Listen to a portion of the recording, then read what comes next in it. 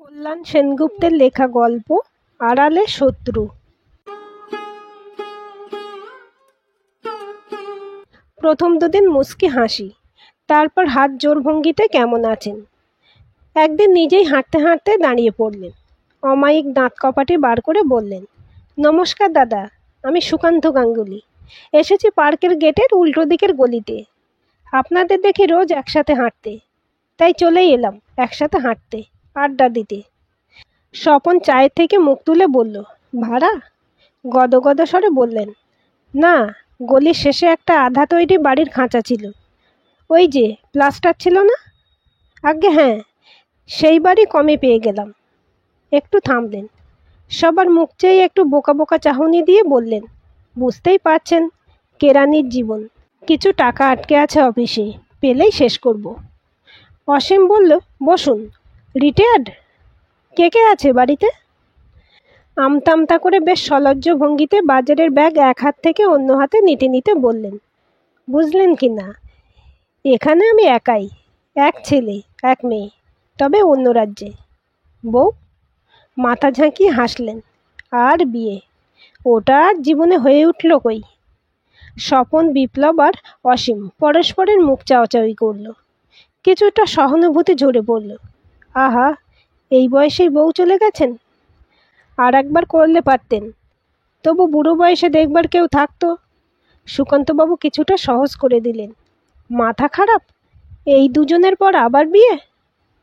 বলেন কি, আপনি তো নমস্য ব্যক্তি মশাই, বিয়ে না করেই? কেন? খুব অবাক চোখে তাকালেন। কি এমন করলাম? দুটি কি খুব বেশি? না না, একদম বেশি নয়, কিন্তু ওই যে বললেন বিয়ে করেননি। রহস্য বাড়িয়ে বললেন, কখন করব, আর কেই বা বিয়ে করবে দুই ছেলে মেয়ে নিয়ে? সবারই তো শখ আহ্লাদ আছে। রহস্য আরও ঘনীভূত হলো। সবার মুখের দিকে তাকিয়ে হেসে বললেন, বুঝলেন না, যার যেমন ভাগ্য। স্বপন বললে, ছেলে মেয়ে কি এমনি এমনি পেলেন, নাকি কেউ দিয়ে গেল? লজ্জায় রাঙা হয়ে কথা ঘোরালেন, আর বলবেন না, ছেলে মেয়ে নিয়েই তো আটকে গেলাম, না হলে এতদিন বৃদ্ধাশ্রমেই চলে যেতাম। ওটা খুব নিশ্চিন্ত জায়গা আমার জন্য। আজ কলকাতা, কাল ব্যাঙ্গালোর, পরশু দিল্লি, এই ছোটাছুটি আর পোষাচ্ছে না। ওনার ব্যাপারটা কিন্তু বোধগম্য হলো না। বেশি কিছু জিজ্ঞাসা করাটাও অশোভন। বিপ্লবের ছেলে থাকে ব্যাঙ্গালোরে। বললে, ব্যাঙ্গালোরে কে থাকে, ছেলে না মেয়ে? কোথায় থাকে? আরে, অত নাম কি জানি? খোকন কি যেন বলে, জেপি নগর নাকি? হ্যাঁ, ওই একটা জায়গা আছে, আমিও শুনেছি মেয়ের কাছে। এবার যখন যাবেন, তখন আমিও যদি ওখানে থাকি, তাহলে জোর আড্ডা দেওয়া যাবে। 32 পাটি বার করে কেমন কেরানি সুলভ হাসি খেলে গেল মুখে। সে আর বলতে। আজ যাই, বাজারটা করে বাড়ি ফিরব, মিস্ত্রি আসবে বাড়িতে। সুকান্তবাবু এই গলির শেষে একটা একতলা বাড়িতে এসেছেন। 2-3 বছর ধরে পড়েই ছিল আধা তৈরি। ছাদের একদিকে ঢালাই আর একদিক টিনের। জানালার ফ্রেম বসেনি সব জানালায়। গ্রিল দেওয়া আছে। সামান্য একটা দুটি শোবার ঘর, একটি বাথরুম, একটি রান্নাঘর, তাও প্লাস্টার করা হয়নি। মনে হয় ট্যাক্স বাঁচানোর জন্য। খুব হিসেবি, সেটা বোঝা যায়। রোজ সকালে প্লাস্টিকের থলি নিয়ে বাজারে যান। পার্কে অসীম, স্বপন, বিপ্লবের সাথে আলাপ। অসীম পুলিশের ওপরতলার দোদণ্ড প্রতাপশালী অফিসার ছিলেন। ও প্রথম বলল, এই হচ্ছে নির্ভেজাল সহজ সরল ভাতে মাছে বাঙালি। কিন্তু দেখেছিস, চোখ দুটো বড় বড় আর উজ্জ্বল, তাকালে মনে হয় যেন ভেতরটা দেখতে পাচ্ছেন। ছাপোষা কেরানির মতো চলাফেরা, কিন্তু বেশ মাঝে মধ্যে রহস্যের রেশ রেখে যান। নিজেই এসে পার্কে আলাপে সবাইকে স্যার স্যার বলে সম্বোধন করছিলেন। অসীমই বাধা দিয়ে বলে, কেউ স্যার নয় দাদা, সবাই ভাই বা দাদা ভাই। চোখটা চকচক করে ওঠে। ঘাড় নাড়িয়ে বিনয়ে গদগদ হয়ে বললেন, তবু প্রথম আলাপ, যদি কিছু মনে করেন। একদিন হাঁটতে হাঁটতে স্বপন বললে, সুকান্তবাবু মানুষটা জানিস একটু অন্যরকম। অন্যরকম বলতে? একটু যেন রহস্য রেখে চলেন। যেমন? এই তো এসেছেন, কিন্তু ওনাকে আমি রেল লাইনের ধারের বস্তিতে দেখেছি 2 দিন। অসীম উৎসাহিত হয়ে বলে উঠল, তাই? খুলে বল দেখি। চাতে চুমুক দিয়ে বললে, স্টেশনে যেতে আমি মাঝে মাঝে শর্টকাট করি ওখান দিয়ে। সেদিন রেল লাইনের ধারের বস্তির পাশ দিয়ে যেতে যেতে ওনাকে দেখলাম একটা ঝুপড়ির সামনে দুজন মহিলার সঙ্গে দাঁড়িয়ে দাঁড়িয়ে কথা বলছেন। প্রথমে কিছুটা অবাক আমি। দুজন মহিলা কিছু বোঝাচ্ছেন, উনি মাথা নিচু করে শুনছেন। মহিলাদের বেশভূষাও আমার ভালো ঠেকেনি। বিপ্লব বলল, হয়তো কাজের লোকের সন্ধানে গেছেন ওখানে, বা কাজের লোক আসেনি। না না, একটু দাঁড়িয়ে পড়ে স্বপন বলল, তোদের বলিনি, আমি আরও দুদিন ওনাকে দেখেছি ওখানে, তবে আলাপ ছিল না তখন। কীরকম? বলছেন তো একাই থাকেন।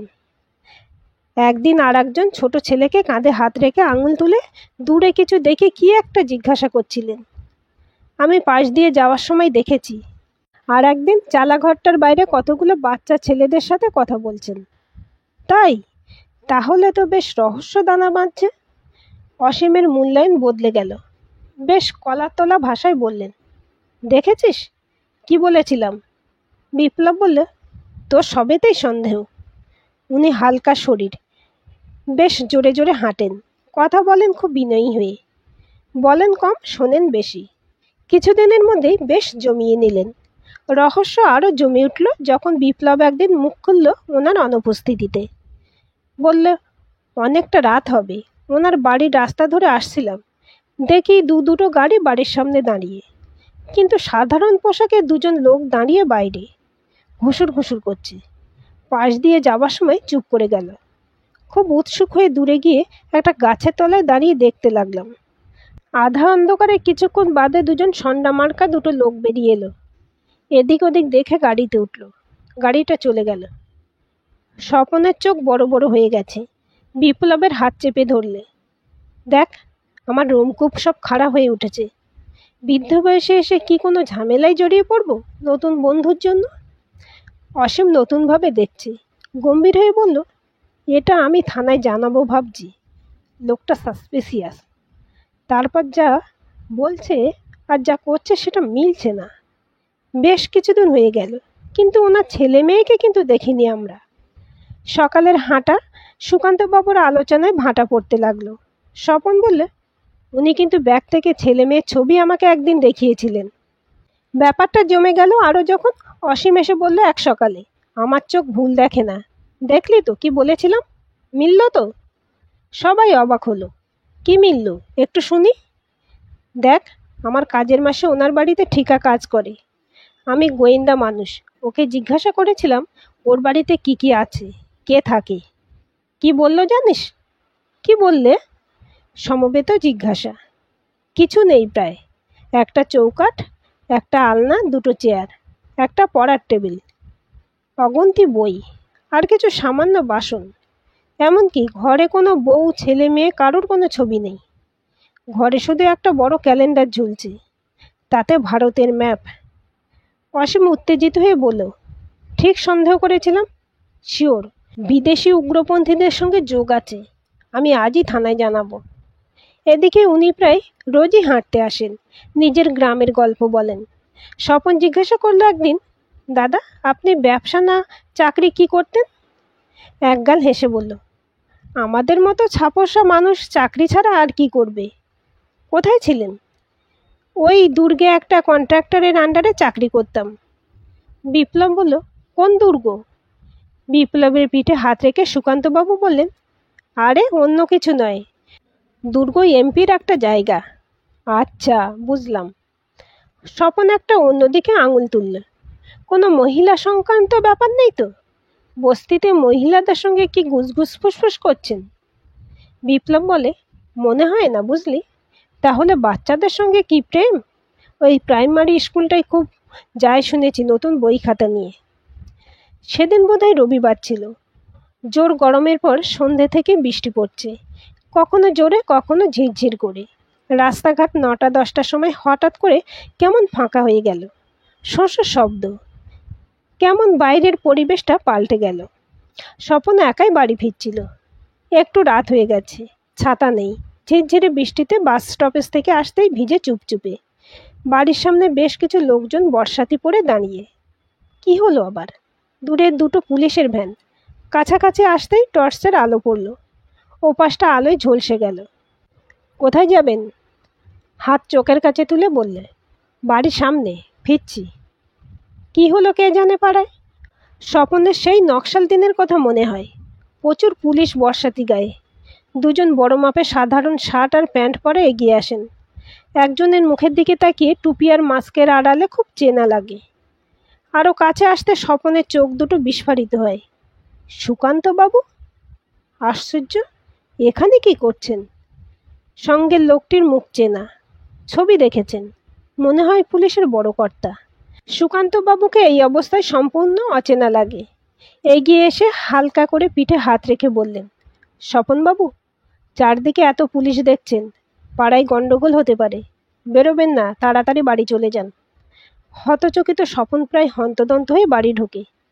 কিছুক্ষণ চুপচাপ বসে থেকে নিজের উত্তেজনা সামলে ভাবতে থাকে, সুকান্তবাবু এই পুলিশের মধ্যে কি করছেন? ওনাকে কি পুলিশ ধরেছে?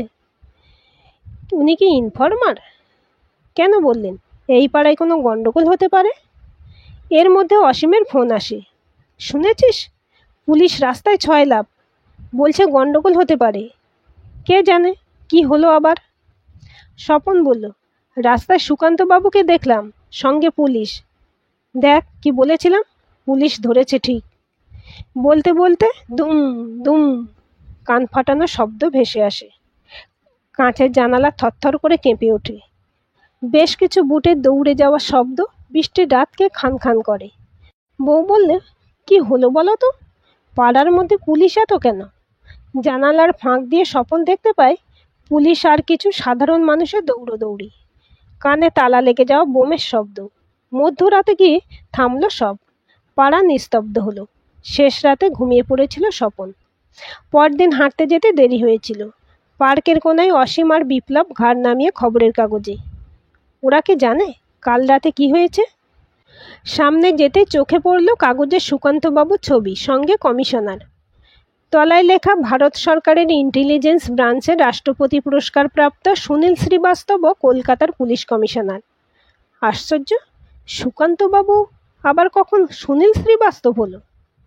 গতকাল পার্ক সার্কাস রেলবস্তি থেকে পাকিস্তানের 4 উগ্রপন্থীকে গ্রেপ্তার করেছে। এরা নাকি কলকাতায় 5টি জায়গায় একসাথে হানা দেবার প্ল্যান করছিল। খবর পেয়ে সুনীল শ্রীবাস্তব একাই কাছাকাছি একটি বাড়িতে এসে ওঠেন। বেশ কিছুদিন বস্তির ছোট ছোট ছেলে মেয়েদের পড়ানোর ছুতে বস্তির সব লোকজনদের আর উগ্রপন্থীদের খবর জোগাড় করেছেন। তাদের গতিবিধির নজর করেছেন। শেষে গতকাল বৃষ্টি রাতে সেন্ট্রাল ফোর্স নিয়ে সঠিক ঘরে গিয়ে মাথায় বন্দুক ঠেকে 4 জনকে ধরেন। এরা পালানোর চেষ্টা করেছিল, কিছু এলোপাথারি গুলি ছোড়ে, কিন্তু বস্তির সমস্ত গলি ঘুপছে উনি আগেই চিনে রেখেছেন বলে এক জায়গায় লুকিয়ে পড়া সত্ত্বেও 4 জনকে পিছন থেকে এসে মাথায় বন্দুক ঠেকে গ্রেপ্তার করেছেন। এরকম অভিযান আরও অনেকবার দেশের নানা জায়গায় এই অকুতোভয় মানুষটা করে ধরেছেন অসামাজিক মানুষদের। এবার কলকাতা বেঁচে গেল বিরাট ক্ষতির হাত থেকে। কাগজে বেরিয়েছে উগ্রপন্থীদের ছবি আর একটা ফ্রেমে। কাগজ থেকে মুখ তুলে 3 জন ফ্যালফ্যাল করে চেয়ে থাকে পরস্পরের মুখের দিকে। অসীম শুধু বলে, আমাদের মাইরি বোকা বানিয়ে দিল। আশ্চর্য, এত ভালো বাংলা উচ্চারণ বুঝবার উপায় নেই। কি নিখুঁত সাহসী পরিকল্পনা। একদম একা এসেছেন, এতটুকু ছদ্মবেশ ধরতে পারিনি। হাঁটা চলা, কথাবার্তা, আচার আচরণের মধ্যে কেউ ধরতে পারবে না। একদম পাতি অবসরপ্রাপ্ত বাঙালি। স্বপন বললে, আশ্চর্য, সেদিন রাত্রে দেখেই মনে হয়েছিল একদম অন্য মানুষ। ঝকঝকে স্মার্ট, পৌর বা বৃদ্ধ কিছুই মনে হয়নি। বিপ্লব বলল, দেখিসনি, উনি কলকাতায় একসময় অনেকদিন কাজের সূত্রে ছিলেন। ছেলে মেয়ে দুজনেই কলকাতায় দত্তক নেওয়া ছেলে মেয়ে। কাগজে লিখেছে উনি ভারতবর্ষের 7-8টা ভাষা অনর্গল বলতে পারেন। নিখুঁত অভিনেতা বলতে হবে। অসীম বললে, আমার পুলিশের চোখ, তবু বুঝতেই পারলাম না এই না হলে রাষ্ট্রপতি পুরস্কার প্রাপ্ত গোয়েন্দা অফিসার। সুকান্তবাবু ওরফে সুনীল শ্রীবাস্তবের মুগ্ধতায় সকালের হাঁটাটাই বরবাদ হয়ে গেল সেদিন। আজকের এই গল্পটি আপনাদের কেমন লাগলো কমেন্ট করে জানাবেন।